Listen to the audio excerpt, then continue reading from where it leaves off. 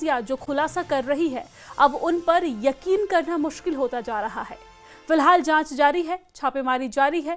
3 तस्वीरें आपको दिखा रहे हैं और ये 3 तस्वीरें जांच से जुड़ी हुई है, दिल्ली ब्लास्ट से जुड़ी हुई है। पहली तस्वीर जिसमें आप देख सकते हैं कि दिल्ली ब्लास्ट को लेकर डॉक्टर्स के लॉकर्स की जांच की जा रही है। जम्मू कश्मीर में रोज अलग अलग जगहों पर छापेमारी की जा रही है और इसके साथ ही संदिग्ध जगहों की सुरक्षा को भी बढ़ा दिया गया है। वहीं कुपवाड़ा के नौगाम सेक्टर में भी भारी मात्रा में हथियार मिले हैं। सुरक्षा बलों ने यहां पर बड़ी आतंकी साजिश को नाकाम कर दिया है, आतंकी ठिकानों का भांडाफोड़ कर दिया है। और तीसरी तस्वीर फरीदाबाद मॉड्यूल के बड़े खुलासे को लेकर, जहां पर जांच और सर्च ऑपरेशन के दौरान सुरक्षा बलों को आटा चक्की की कई मशीनें मिली है। आटा चक्की का इस्तेमाल आतंकी केमिकल पीसने के लिए करते थे। तो 3 ये तस्वीरें हम आप तक पहुंचा रहे हैं, जहां पर दिल्ली ब्लास्ट के बाद छापेमारी की कार्रवाई तेज हो गई है। चाहे वो अस्पताल हो या फिर लोकल जो नेटवर्क है उसे तोड़ने की कोशिश हो, यूनिवर्सिटी हो, हर जगह पर यह कार्रवाई की जा रही है। जांच एजेंसी की तरफ से जो बातें कही जा रही है, जो खुलासे किए जा रहे हैं, उससे ये साफ हो गया है कि एक बड़ी साजिश को हमारे सुरक्षा बलों ने नाकाम किया। इस 3 तस्वीरों के माध्यम से हम आप तक पहुंचा रहे हैं। पहली तस्वीर में आप देख सकते हैं जहां पर दस्तावेज खंगाले जा रहे हैं, साथ ही साथ लॉकर्स की भी जांच की जा रही है, क्योंकि ये पूरा आतंकी जो मामला था दिल्ली ब्लास्ट से जुड़ा हुआ, ये व्हाइट कॉलर टेरर मॉड्यूल से जुड़ा मामला है। तो ऐसे में अस्पतालों में डॉक्टर्स के लॉकर्स की जांच की जा रही है।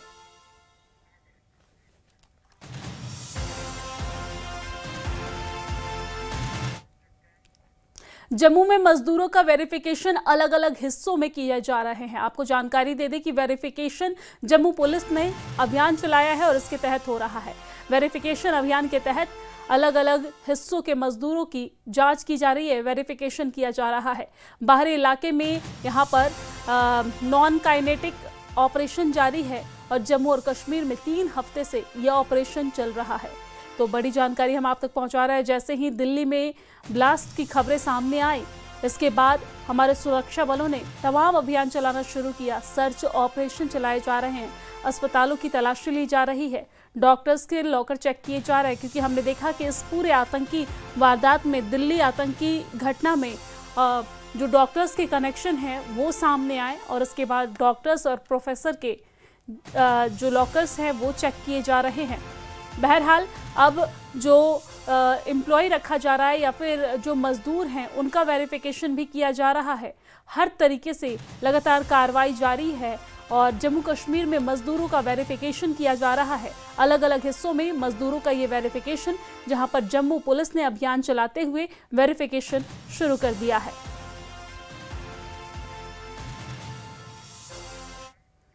जम्मू एयरपोर्ट पर इमरजेंसी सिचुएशन की तैयारी को लेकर एक ज्वाइंट मॉक ड्रिल का आयोजन किया गया है, जिसमें सुरक्षा बलों और सब यहां पर स्पोर्ट एजेंसियों के तरफ से इमरजेंसी हालात से निपटने के लिए मॉक ड्रिल का आयोजन किया गया। तस्वीरें आप देख रहे हैं जहां पर मॉक ड्रिल का आयोजन किया गया है। सपोर्ट एजेंसियों ने मॉक ड्रिल का आयोजन किया है और जम्मू एयरपोर्ट पर ये इमरजेंसी सिचुएशन की तैयारी को लेकर एक ज्वाइंट मॉक ड्रिल का आयोजन किया गया है। आप देख सकते हैं किस तरीके से सीन को क्रिएट करते हुए, सिचुएशन को क्रिएट करते हुए यहाँ पर सुरक्षा बलों की तत्परता देखने की कोशिश की गई, परखने की कोशिश की गई, जिसमें सुरक्षा बलों और साथ ही साथ सपोर्ट एजेंसियों ने इमरजेंसी हालात में निपटने को लेकर मॉक ड्रिल की है। और अब बात सांबा की करेंगे, जहां पर सांबा में एलओसी पर भारतीय क्षेत्र में दिखा ड्रोन और इस दौरान सुरक्षा बलों ने सर्च ऑपरेशन चलाया है। तो ये बड़ी जानकारी हम आप तक पहुंचा रहे हैं, जहां पर गंगवाल थाना के तहत रिगाल इलाके में ये ड्रोन दिखा है। 2 से 3 मिनट तक भारतीय क्षेत्र में ये ड्रोन दिखा, पाकिस्तान की तरफ लौट गया वापस ये ड्रोन और सफेद और नीली लाइट के साथ ये ड्रोन दिखा है। तलाशी अभियान में जुटी बीएसएफ और एसओजी की टीम। कहीं इलाके में ड्रोन से नारकोटिक या फिर हथियार तो नहीं गिराए गए हैं, इसको लेकर भी तलाशी लिए जा रहे हैं। और आगे बढ़ेंगे, लेकिन इसी बीच एक बड़ी खबर सामने आ रही है। बड़ी जानकारी आपको दे दें कि दिल्ली के लाल किला के पास हुए धमाके की पूरी जांच फरीदाबाद की अल फलाह यूनिवर्सिटी और धौंज गांव पर आकर टिक गया है। आपको जानकारी दे दें कि धौंज गांव में सुरक्षा एजेंसियां और पुलिस का सर्च ऑपरेशन लगातार जारी है। सुबह से लेकर देर शाम तक पुलिस टीमें हर दुकान, हर ठेले और हर छोटी बड़ी शॉप पर पहुंच रही है। दुकानदारों और फल विक्रेताओं और काम करने वाले कर्मचारियों से उनका आईडी कार्ड देखा जा रहा है। पुलिस हर व्यक्ति के पहचान की जांच कर रही है ताकि पता लगाया जा सके कि कौन बाहर से आया है और कौन गांव का स्थायी निवासी है।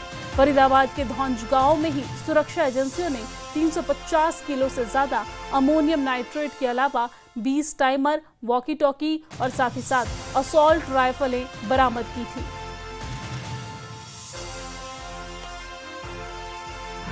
पहले फरीदाबाद से विस्फोटक की बरामदगी और उसके बाद लाल किला ब्लास्ट, जिसके बाद पूरे देश में हाईलाइट है। और उसको देखते हुए हरियाणा के जो फरीदाबाद का धौंज गांव है, वहां पर आप देख सकते हैं कि जो हरियाणा पुलिस है, जो फरीदाबाद पुलिस है, उसका एक जो सर्च अभियान है वो लगातार जारी है। जितने भी दुकानदार हैं धौंज गांव के, उनसे पूछताछ की जा रही है। उनका जो सामान है, उनकी जो दुकानों पे चीज़ें हैं, उनकी जांच पड़ताल की जा रही है। उनका परिचय पत्र जो है वो मांगा जा रहा है। कौन कहाँ का रहने वाला है, ये तमाम जानकारी जो है वो जुटाई जा रही है। तो आप देख सकते हैं आज सुबह से ही जो फरीदाबाद पुलिस है उसका एक बड़ा सर्च ऑपरेशन जो है, जिसको एक सर्च अभियान कह सकते हैं, वो लगातार जारी है। जिसमें जितने भी धौंज गांव के दुकानदार हैं या जितनी भी जो दुकानें हैं उनकी चेकिंग की जा रही है। कौन कहाँ का रहने वाला है, उसका परिचय पत्र जो है वो देखा जा रहा है।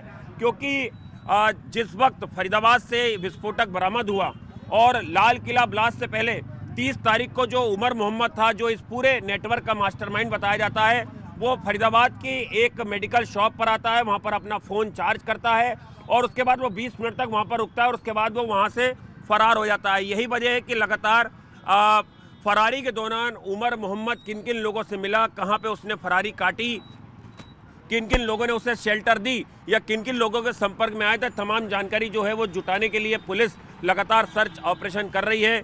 कहीं कोई सुराग या कोई ऐसा सबूत किसी दुकानदार से इस लाल किला ब्लास्ट से जुड़ा पुलिस को मिले, उसको लेकर भी लगातार ये मुहिम जो है आप देख सकते हैं सुबह से ही जारी है। महिला पुलिसकर्मी जो है वो भी इस सर्च अभियान में लगातार पुलिस के साथ, पुलिस टीम के साथ मौजूद है।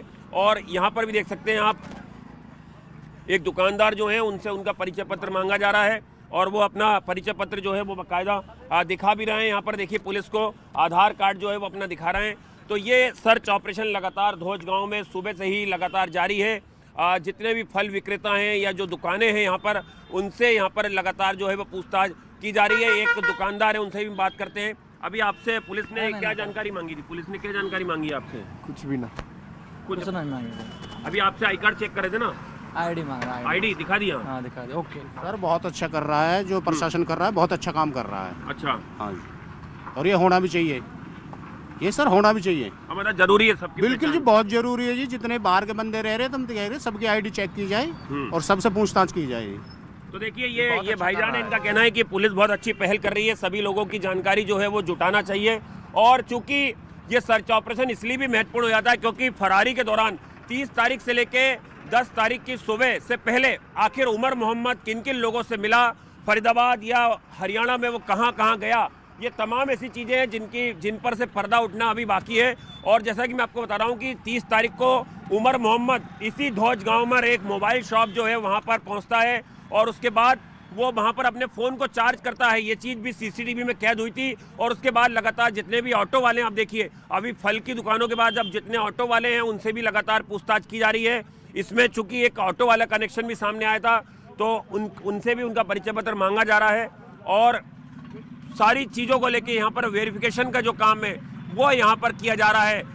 जितनी भी मार्केट में दुकानें हैं, चाहे वो मोबाइल शॉप हों, ऑटोमोबाइल की दुकानें हों, इसके अलावा या फलों की दुकानें हों, हर एक दुकानदार से चेकिंग की जा रही है, उससे उसका परिचय पत्र मांगा जा रहा है, आधार कार्ड जांच की जा रही है। और आप देख सकते हैं ये लगातार सुबह से ही जो फरीदाबाद पुलिस है उसका ये जो बड़ा सर्च ऑपरेशन है ये लगातार फरीदाबाद में देखने को मिल रहा है। कैमरा पर्सन चंदन के साथ आनंद तिवारी, न्यूज़ 18 इंडिया, फरीदाबाद, हरियाणा। क्या दिल्ली धमाके का आरोपी मुजम्मिल आटा चक्की में केमिकल पीस रहा था? जांच एजेंसियों को ऐसा शक है क्योंकि उसे मुजम्मिल से पूछताछ के बाद शब्बीर नाम के एक आदमी के घर से आटा चक्की और कई मशीनें मिली हैं।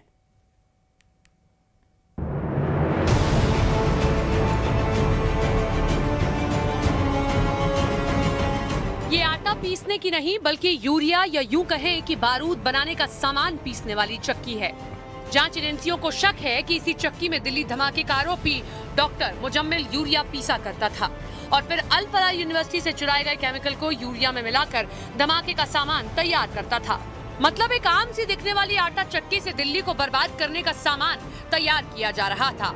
जांच एजेंसियां इस चक्की तक डॉक्टर मुजम्मिल से पूछताछ के बाद पहुंची हैं। इसके बाद फरीदाबाद के धौज इलाके के कमरा नंबर 15 की तलाशी की तैयारी शुरू हो गई, क्योंकि जांच एजेंसियों को शक है कि यूरिया पीसने वाली ये आटा चक्की कमरा नंबर 15 में भी रखी गई थी।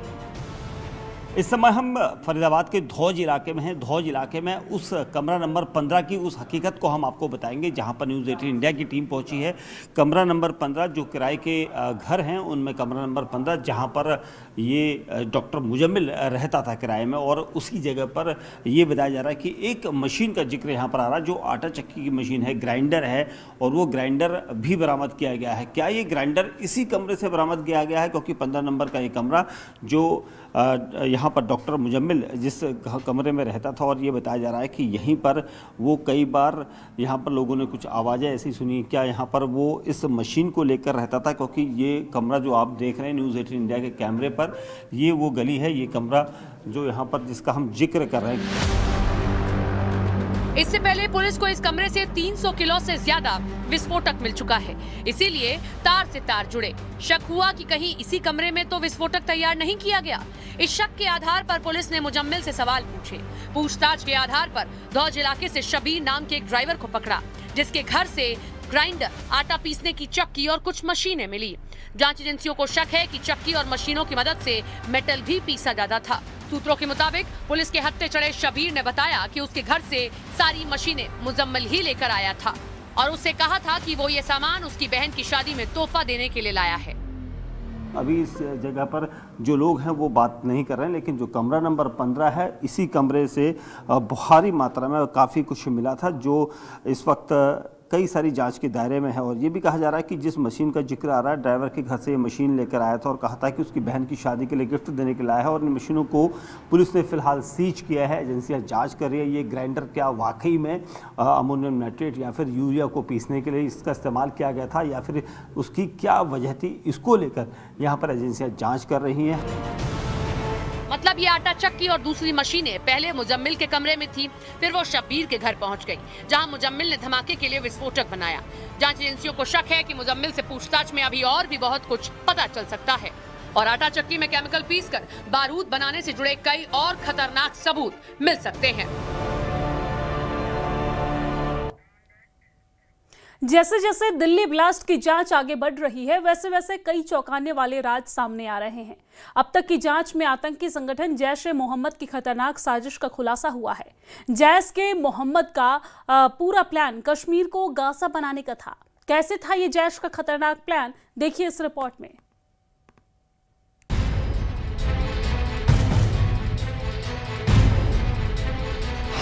कश्मीर को गाजा बनाने का प्लान, हमास की राह पर जैश के आतंकी, अस्पतालों में हथियारों का स्टोर। दिल्ली धमाके की जांच में जुटी एनआईए की नींद उस वक्त उड़ गई जब उसे पता चला कि जैश ए मोहम्मद कश्मीर को गाजा जैसा बनाना चाहते हैं। सूत्रों के मुताबिक घाटी के अलग अलग जिलों के अस्पताल उसके निशाने पर थे। वो वहां जहरीले हथियारों का स्टोरेज सेंटर बनाना चाहता था। वहां ऐसे ऐसे हथियार रखना चाहता था जिनसे वो चुटकी बजाकर हिंदुस्तान में तबाही का तांडव कर सके।